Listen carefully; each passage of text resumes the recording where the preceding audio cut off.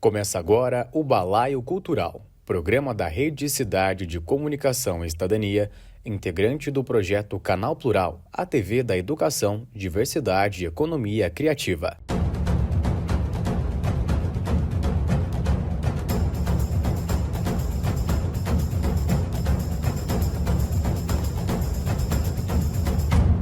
Balaio Cultural, mais uma vez para você aqui na telinha da TV Cidade. É sempre um prazer receber você nesse programa que é tão gostoso, que a gente gosta muito de fazer, o nosso Balaio Cultural. Como sempre, tradição para você toda quarta-feira, para a gente poder falar um pouco sobre a cultura local da nossa amada Taubaté.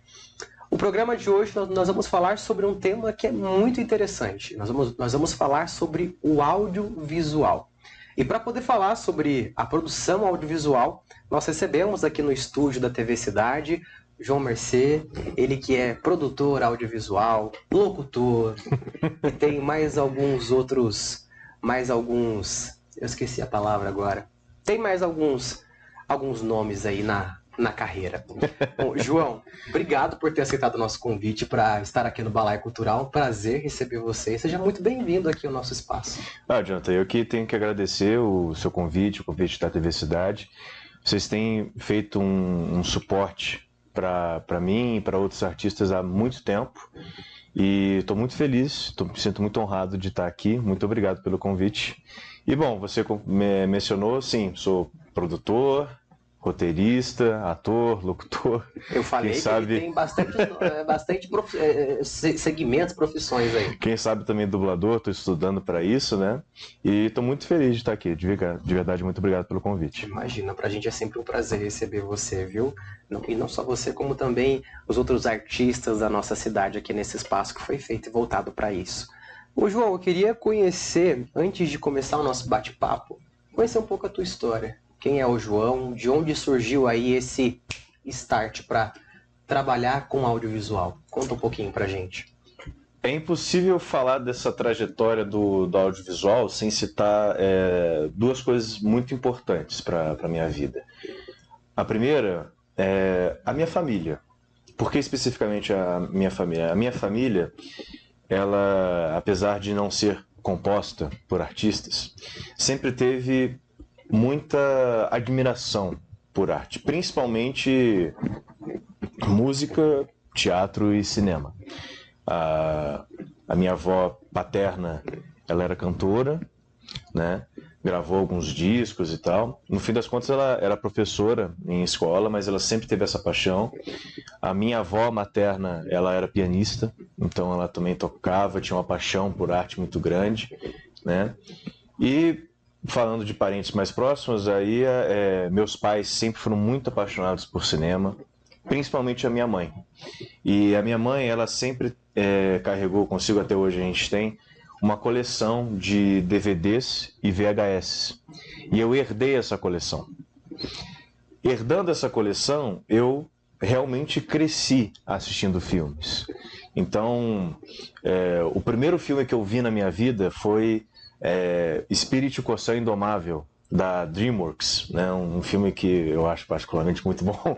E foi o primeiro filme que eu vi na minha vida e eu tinha 1 ano de idade, 2 anos de idade. E minha mãe diz que quando eu assistia esse filme especificamente, eu ficava em pé no berço e não tirava o olho da tela. E eu era apaixonado e eu via várias vezes. E conforme eu fui crescendo, a paixão pelos filmes foi só crescendo também.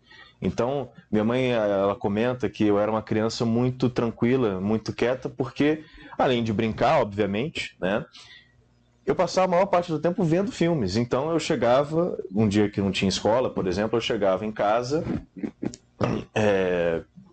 abria o armário de DVDs e VHS e escolhia cada filme que eu iria assistir naquele dia. Então eu escolhia 2, 3, 4 filmes ali e eu sabia mais ou menos o que acontecia em cada um, mesmo só sendo uma criança. E ali eu assisti. Então a paixão por arte, por filmes, ela já nasceu daí. E se não fosse essa criação, não fosse esse cuidado com a arte que meus pais tiveram, principalmente a minha mãe, eu imagino que eu não teria essa paixão por audiovisual que eu tenho hoje, né? E outra coisa que eu não posso deixar de mencionar é a trajetória como ator. foi por causa da paixão por filmes, da paixão pela arte, que eu resolvi me tornar um ator, né? Tudo começou nos teatros de escola, né? Eu sempre gostava muito dos teatros de escola, me dedicava e tal. E aí, quando eu estava ali, acho que agora não vou saber exatamente o ano da escola, mas tinha um ano ali da escola que ia ter um teatro e eu gostava, eu me interessava, eu deixava claro para a professora que eu queria muito participar. A professora Cissa, ela é atriz também e dava aula de expressão corporal no Colégio Taubatiano. E ela sempre fazia os teatros lá da escola e ela sabia muito que eu gostava. E aí, num determinado momento, eu participei de muitas peças ali da escola. E ela chegou para minha mãe, naturalmente, e falou: olha, o seu filho, ele tem muito interesse, ele gosta muito de fazer, gosta muito de participar, eu acho que ele tem jeito para isso. A senhora já ouviu falar da Fego Camargo?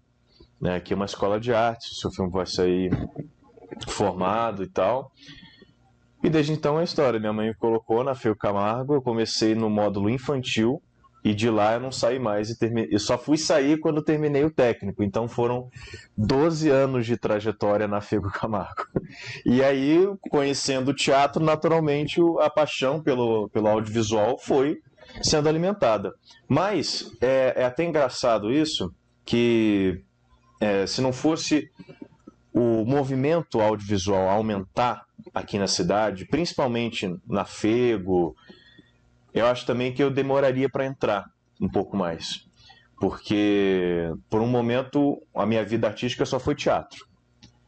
Só que, por causa do fomento audiovisual que a cidade de Taubaté teve, que a Fego Camargo teve, eu fui aproximando esse interesse que já existia. Então, fui correr atrás de fazer os cursos de roteiro que a Fego proporcionou depois, workshops que a Fego proporcionou de audiovisual, e eu fui me aproximando. E aí, quando chegou o momento de entrar na faculdade, escolhi o jornalismo, também sou jornalista, escolhi o jornalismo, então, de novo, audiovisual está ali na veia, junto também de jornalismo. Você é formado em jornalismo? Sou formado em jornalismo. E aí depois, enfim, depois de muitas voltas que a vida deu, né, eu decidi entrar de cabeça no audiovisual e tô, se Deus quiser, ano que vem, oficialmente produtor audiovisual pela Unital, né? E acabou aí que me descobri, né? A paixão sempre existiu, mas toda essa trajetória de teatro e todas essas coisas, essas circunstâncias que foram acontecendo foram muito importantes para esse momento chegar. Então, tô fazendo audiovisual, realizando projetos audiovisuais, projetos de audiosérie, e estamos aí nessa caminhada. Nossa, João, muito bacana, né? Você, então, transitou em várias áreas, vários segmentos. Eu imagino que o audiovisual deve falar mais alto, né? Ou tem algum outro também que ainda mexe com o teu coração? O teatro, ele mora também muito no coração. Acho que teatro e audiovisual são as minhas maiores paixões.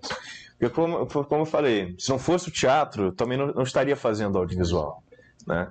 Se não fosse essas circunstâncias sendo criadas, aí eu não teria feito, né? Na verdade, hoje em dia, eu me arrependo de não ter feito antes. eu me arrependo de não ter feito antes. Mas eu também fico feliz, né, que as coisas estão dando certo. Fico feliz o seguinte: o momento que eu escolhi para mergulhar de cabeça, né? Porque enquanto a gente não busca a formação técnica Sim. e tal, a gente está fazendo. Né? O estudo de audiovisual, teatro, qualquer outra arte, ele não se prende só a uma instituição, só ao diploma. Né? A gente, quando gosta, a gente começa a pesquisar e estudar por nossa conta. Né? Então, é muito bom eu ingressar no audiovisual, já sabendo de muitas coisas, já tendo essas vivências de teatro, de set de filmagem que eu participei atuando, né? E também de coisas que o jornalismo me proporcionou, né? Fiz estágio em TV, produzi programas também, mesmo não sendo necessariamente da área do audiovisual, e ingressar num lugar onde vai me dar o diploma, vai me dar mais conhecimento técnico, mais conhecimento teórico, ingressar nesse contexto onde eu já tenho uma experiência larga, foi muito bom também. Então agora eu sinto que eu tenho muito mais desenvoltura. E sinto até que estou aproveitando mais o curso. Porque como eu já sei muita coisa, eu posso focar naquilo que eu gosto ainda mais. Sabe? Porque meio que o caminho das pedras já está sendo traçado ali. Né? Então ingressar também nesse momento tem sido muito positivo. Bacana, muito, muito interessante. Eu quero saber um pouquinho mais sobre a tua carreira como ator.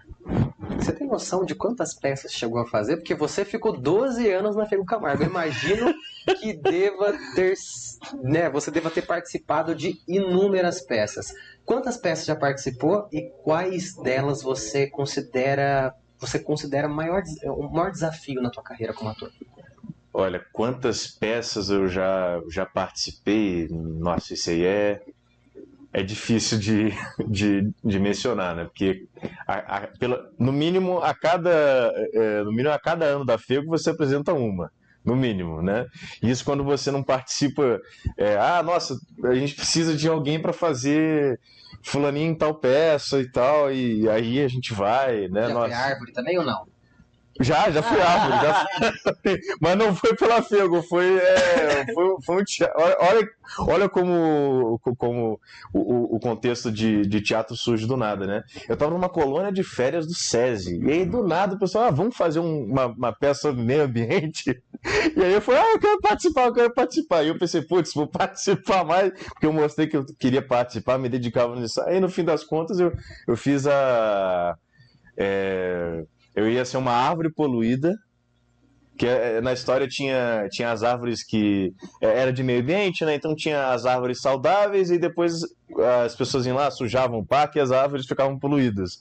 E aí eu era árvore poluída. Eu falei, não, mas eu não quero ser árvore poluída, eu quero ser árvore saudável, porque pelo menos a árvore saudável, o que acontecia? Ela ficava um tempo parada e depois ela caía. Então eu queria fazer essa ação de cair. E eu fiz a cena caindo, a árvore caindo. Então assim, já fui a árvore, 2 árvores, né, pelo menos. Agora, a quantidade de peças, cara, olha, eu acho que já vai passar aí de 60 peças no mínimo, né? Porque além da FEGO, peças que a gente faz por fora, né? O pessoal chama, graças a Deus continue chamando, por favor.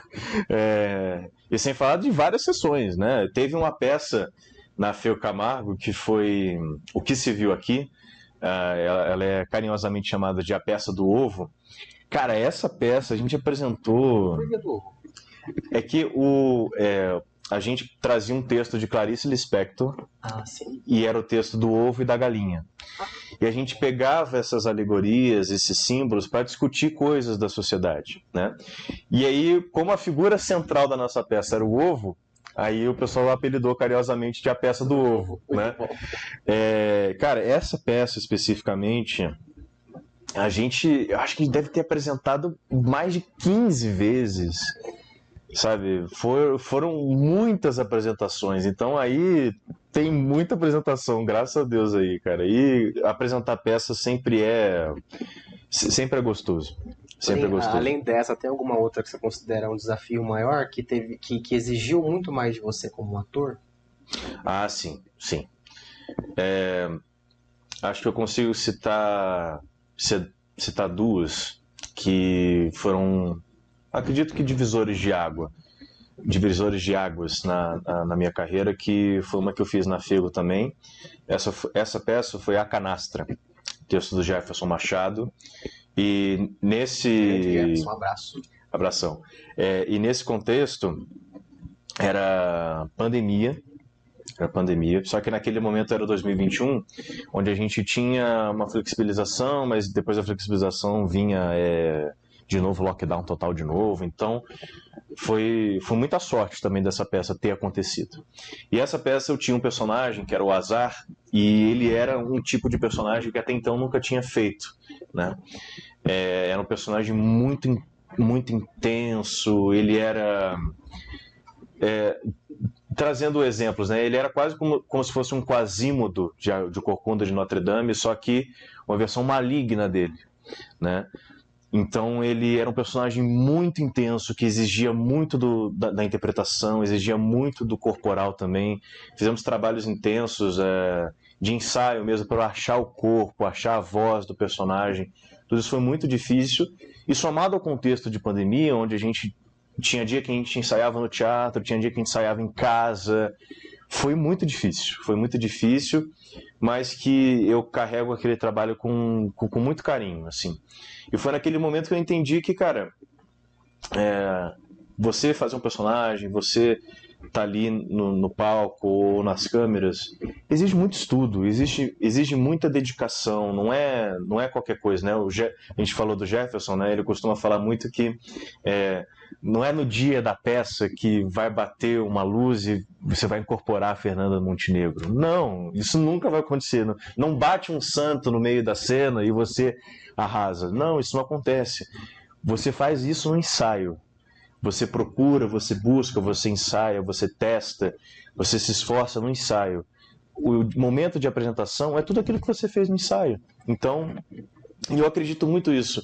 O ensaio reflete o trabalho, o ensaio reflete o que vai ser apresentado, né? Então, ali naquele momento, a gente inconscientemente começa a entender que o caminho é esse, estudo e dedicação. Mas naquele momento foi o momento que, cara, se eu não me dedicar, se eu não estudar, eu não dou conta. Eu não dou conta, ou então, no mínimo, não vou conseguir entregar um trabalho que eu acredito, né? Então foi um baita divisor de águas. E outro trabalho que também foi um divisor de águas foi um trabalho que eu realizei para a TV Aparecida, bacana, lá para o Santuário, que foi uma encenação da Via Sacra, que a gente realizou, né? Então, isso aí foi 2023. Foi uma peça de teatro musical que a gente fez lá pela família dos devotos, né? E esse personagem que eu fiz foi o Caifás, um dos sacerdotes que condena Jesus à morte. E além de todo o contexto de eu estar representando uma figura histórica, uma figura que para um grupo de pessoas representa muita coisa, né? Um personagem que condena Jesus à morte, isso para muitas pessoas representa muita coisa, uma coisa muito forte, né? Além de todo esse contexto, além do contexto de eu estar realizando uma peça para o Santuário Nacional de Aparecida, isso é muito forte também. Além de tudo isso, eu considero que foi um divisor de águas, porque foi um momento que eu tinha acabado de me formar na FEGO. Isso acontece com muita frequência com quem fica muito tempo na FEGO. Acredito que em qualquer outra instituição que ficou muito tempo aprendendo, né, fazendo, que o momento que você sai para o mercado de trabalho, né, a gente faz o possível para a gente ter ali contatos, para a gente fazer, usando um termo bonito, né, fazer networking, né, conhecer pessoas para que a gente possa ser chamado, possa ter oportunidade de trabalhar, né? A gente faz o possível, mas né, o mundo não é mil maravilhas. Sim. Então a gente sai da instituição e chega um momento que você olha assim, tá, e agora? O que eu faço? Né? Por muitos anos a FEGO esteve ali de mãos dadas comigo, me ajudando, me formando, e agora sou eu e eu, né? O que eu faço? Então bateu aquele medo, bateu aquele desespero, e eu pensei, nossa, o que eu vou fazer? E aí surgiu esse convite, e foi um momento que não só topei o convite, mas eu estava determinado que eu iria me dedicar muito a esse trabalho. Que se surgisse a oportunidade de eu colocar a cara a tapa e me arriscar mais e tentar angariar uma coisa maior do que eu tinha sido chamado, né? Claro, mantendo o respeito com quem estava ali comigo, com quem me chamou, com quem me conhecia na época, eu iria fazer. E foi naquele momento que eu fiz isso. Porque quando eu cheguei para fazer a Via Sacra, eu ia fazer um personagem muito pequeno. Eu ia fazer um personagem que nem ia ter fala. Isso ia estar lá como elenco de apoio e tal, né? Aí eu olhei para aquilo e falei, ok, tudo bem, sem problema, vamos nessa, eu tô aqui, vamos fazer o melhor possível. E aí, vou tentar resumir muito a história, tá? E aí chegou um momento que a gente ia fazer uma leitura dramática do projeto e não tinha o elenco completo. E eu perguntei pro diretor, Rômulo, da TV Aparecida, se eu poderia ler algum personagem para ajudar na leitura. Ele permitiu e eu fiz. Naquele momento eu decidi arriscar e eu fiz. E eu fiz vários personagens ali que estavam faltando, que o elenco estava faltando. fiz muitos personagens ali. E já no dia seguinte veio o contato da produção. Eu falei, João, a gente quer mudar o seu personagem, a gente conheceu a sua voz, viu que você consegue interpretar. A gente queria que você fizesse outro personagem. Aí eu consegui um personagem que tinha 2 falas. Falei, nossa, já tô feliz pra caramba, já evoluí. De nada foi pra 2? De nada foi pra 2. E aí, como é que era o esquema do espetáculo? O espetáculo, a gente não ia ser microfonado, então a gente gravava todo o material e lá na peça a gente só dublava, né? Ainda com intenção, ainda falando, mas a gente dublava ali o áudio que tava a peça, né? E fomos lá gravar.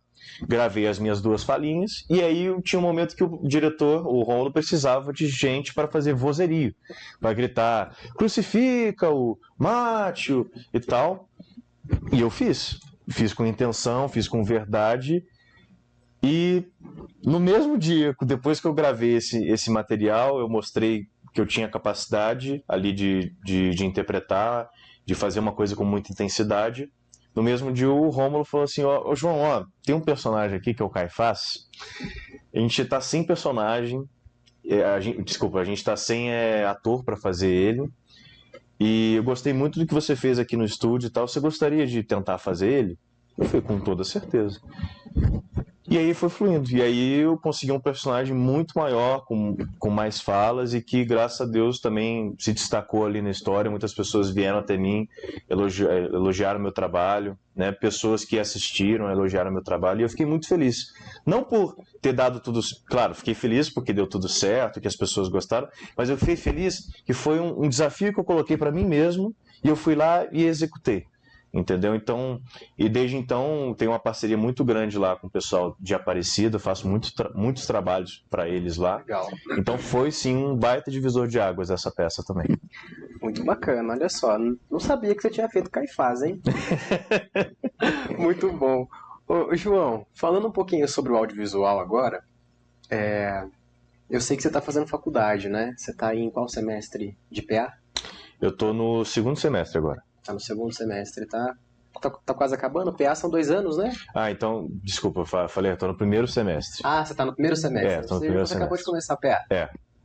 Muito bacana. E essa tua experiência com produção audiovisual fora da faculdade, você acha que tá agregando muito a tua formação dentro da universidade? Totalmente. Como é que é esse contato com os alunos, de você que já tem uma certa experiência de estar ali junto com uma turma que está começando agora, alguns ainda não tiveram a experiência de estar atrás das câmeras, de estar dirigindo um documentário, dirigindo uma gravação? Eu acredito muito em troca, né? Eu acredito muito que mesmo que eu tenha determinado conhecimento sobre alguma área, alguma coisa, uma outra pessoa, independente da sua trajetória, ela sim pode agregar. Eu acredito muito nisso. E, estando na faculdade agora, com toda essa bagagem de jornalismo, fotografia também, porque eu também sou fotógrafo. São muitas coisas. Do programa a gente faz uma lista assim, ó. São muitas coisas, né?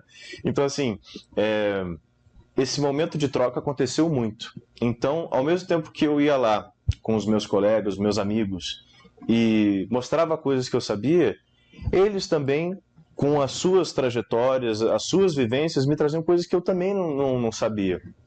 Então tem sido tudo muito rico mesmo. E eu acho até que eu dei muita sorte que a minha turma toda, mesmo as pessoas que eu não converso tanto e tal, tem uma dedicação na hora de fazer o trabalho muito grande. Bacana. Todo mundo ali tem uma trajetória diferente, mas todo mundo ali se dedica muito a trabalhar, a estudar, né?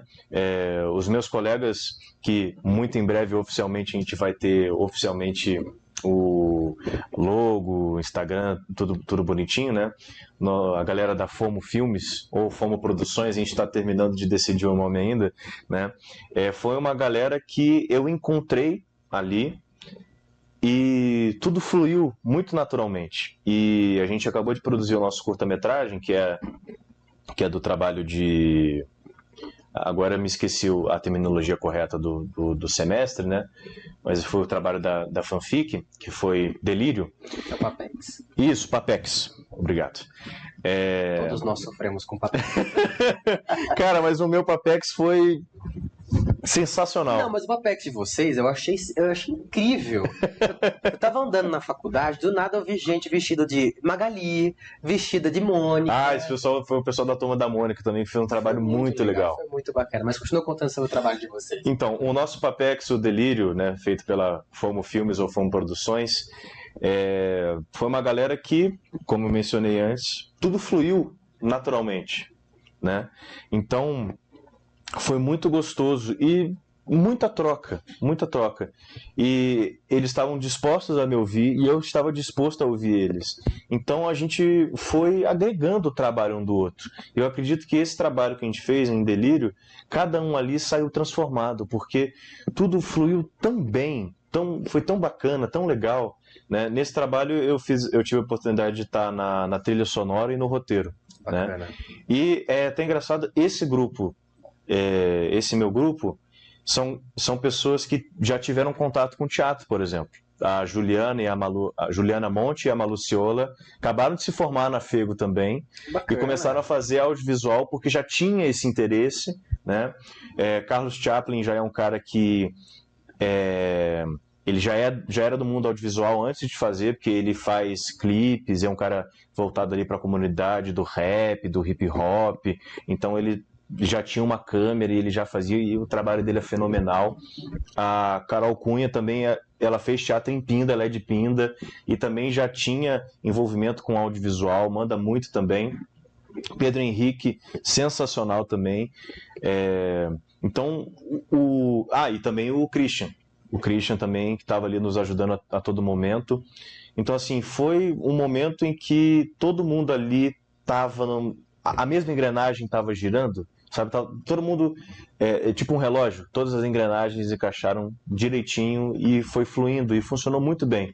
E essa trajetória que eu já tenho no audiovisual para a faculdade foi muito importante. Muito. Porque foi como eu falei, eu consigo aproveitar aquilo que eu queria me aperfeiçoar mais. Né? Porque é natural que tem coisas que a gente não goste tanto, coisas que a gente gosta mais. Então, como eu já tinha essa trajetória, eu pude escolher, nossa, isso aqui é o que eu mais gosto de fazer. Então, isso que eu quero mergulhar.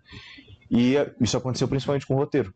Com o roteiro, pelo fato de eu já ter feito o curso, quando eu vim para as aulas de roteiro da faculdade, nossa, já estava muito bem ali, isso que eu ia perguntar, entendendo as coisas. Você gosta mais da produção? Você gosta mais de ficar no roteiro? Qual área dentro da produção que você mais gosta? Olha, é difícil escolher, porque, né, a gente na hora de produzir, mesmo eu estando no roteiro e na trilha sonora, a gente faz um pouco de tudo, né? E isso todo mundo do grupo também fez um pouco de tudo. Mas consigo dizer com certeza que a parte de roteiro, ela para mim tem um charme. Tem um charme porque ao longo dos anos, né, eu fui compreendendo que para fazer aquilo que eu gostaria, não basta só eu esperar alguém me chamar para fazer. Né? É muito importante que eu tenha as ferramentas necessárias para arregaçar as mangas e fazer por mim mesmo. Com certeza. Então, o roteiro, eu acho que ele te traz essa oportunidade. Claro, o roteirista não trabalha sozinho, né? O roteirista, ele faz a base ali pro diretor, tanto o diretor quanto o diretor de fotografia, os atores também, né? Ele não faz um trabalho sozinho, mas é ele que define a base, né? Então, nesse sentido de se tornar talvez um pouco mais independente, né, de querer criar as minhas próprias ideias, fazer os meus próprios projetos, eu acho que me identifiquei muito com a área de roteiro. Muito bacana. O Douglas já acendeu nossa luz de 5 minutos. Eu falei pra você que passa rápido, é meia hora, mas a gente nem vê a hora passando. Quando o assunto é interessante, passa assim no piscar de olhos. Mas antes de finalizar, beleza, só um pouquinho, daqui a pouco a gente termina. Antes de finalizar, eu gostaria que, ainda aproveitando esse gancho de roteiro, você e mais uma equipe estão produzindo uma audiosérie. Eu não posso deixar de terminar o programa sem perguntar da audiosérie, que, gente, olha, eu pude acompanhar um pouquinho dos bastidores e é muito legal. Eu sei que tem uma coisa de magia. Eu fiquei com vontade de participar. Mas conta pra gente aí como é que tá, em que pé que tá essa audiosérie e, claro, quando que ela sai, as expectativas. Certo, vamos lá. A audiosérie está sendo produzida pelo Núcleo Contarte, que é um núcleo de audiovisual e teatro que eu criei, justamente por essa vontade de querer fazer os próprios projetos, de querer se arriscar, colocar a cara a tapa e aprender, né? E esse projeto da audiosérie, ele está acontecendo agora, porque há muito tempo atrás, nas aulas de dramaturgia da FEU Camargo, no curso técnico de teatro, a gente teve um módulo de roteiro de audiovisual. Depois esse módulo se tornou o curso de audiovisual na FEGO, né? Então a gente teve esse módulo ali no meio do curso, e o professor Jefferson, ele pediu para que a gente criasse uma série, né? E aí recebi o trabalho, um trabalho como qualquer outro, ok, pensar em algumas coisas e tal, e aí dias depois eu tive um sonho. Nesse sonho a história da audiosérie meio que nasceu, e eu fiquei tão empolgado, e aí eu quis fazer o trabalho de dramaturgia baseado nesse sonho que eu tive. Fiz o trabalho, deu tudo certo, passei, só que a ideia me trouxe tanta inspiração, eu fiquei tão animado para fazer, que eu continuei escrevendo a história, e com a pretensão de que se um dia, quem sabe, ela virasse um produto, né? No caso, a grande ambição dessa história é ser uma animação. Isso eu sempre falo, a grande ambição, o grande sonho dessa história é que ela se torne uma animação. E aí, beleza, o projeto ficou aí, eu continuando escrevendo, e aí, com a criação do Núcleo Contarte, e a gente estreou também nosso primeiro trabalho de teatro, né? A gente pensou, o que nós vamos fazer agora, né? Aí, nisso eu pensei, cara, eu queria muito que essa história fosse pra frente, queria muito que as pessoas conhecessem essa história, queria muito colocá-la em prática. Então eu já há um tempo já gostava de podcasts narrativos, audiolivros, e pensei, por que não fazer uma audiosérie? Né? E aí eu fui pesquisar se isso que eu estava, não era coisa da minha cabeça, se era uma coisa que nunca tinha sido feita, obviamente já tinha sido feita, né? Mas eu pesquisei produtos muito bons que foram produzidos e fiquei com vontade de fazer. E aí eu peguei a história, que tinha todo um roteiro focado no audiovisual, né, animação, e transformei ela em audiosérie e chamei algumas pessoas para me ajudar nessa loucura. Rodrigo Charlot, que está aí comigo, Eduardo Visotto também, tive muito apoio também do Wesley Madonna, que me ajudou a... Um abraço para o Wesley, cria nossa aqui da casa. E ele me ajudou a amadurecer a ideia, me incentivou também bastante, né? Muitas pessoas me incentivaram. Yara Rodrigues também, queria agradecer, ela também ajudou muito a essa ideia acontecer. E com tudo pronto, eu resolvi, cara, vamos produzir essa audiosérie. Mas aí já tinha um desafio, então eu quis fazer outro. Vamos fazer um casting. Quero analisar as vozes de Taubaté, ver os atores, os atrizes, não só de Taubaté, mas da região, né? Então a gente fez um processo seletivo, recebemos muito material muito bacana, fizemos a seleção e agora a gente está produzindo, né? A audiosérie conta a história do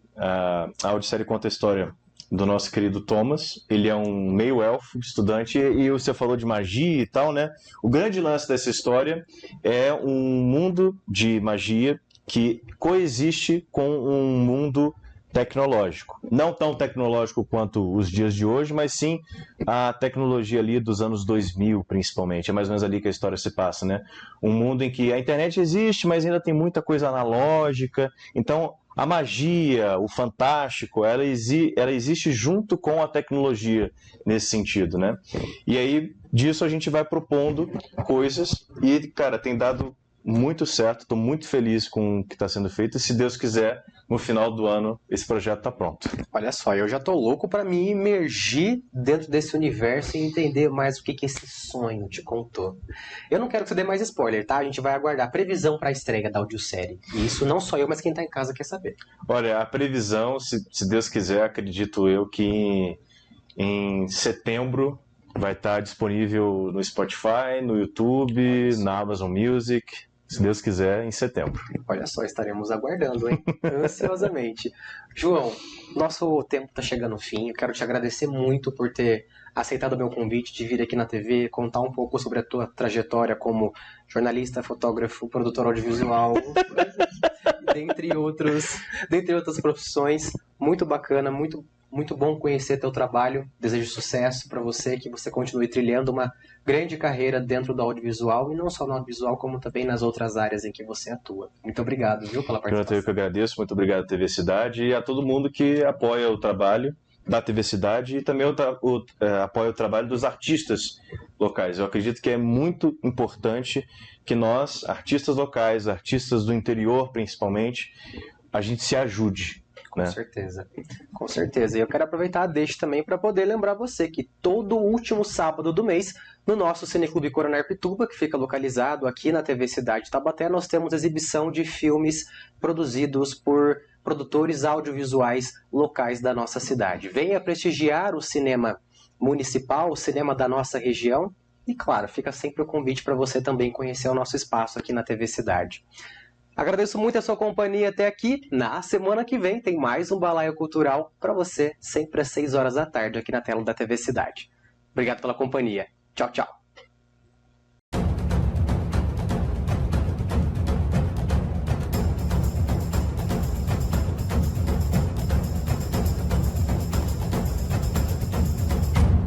Você assistiu o Balaio Cultural, programa da Rede Cidade de Comunicação e Cidadania, integrante do projeto Canal Plural, a TV da Educação, Diversidade e Economia Criativa.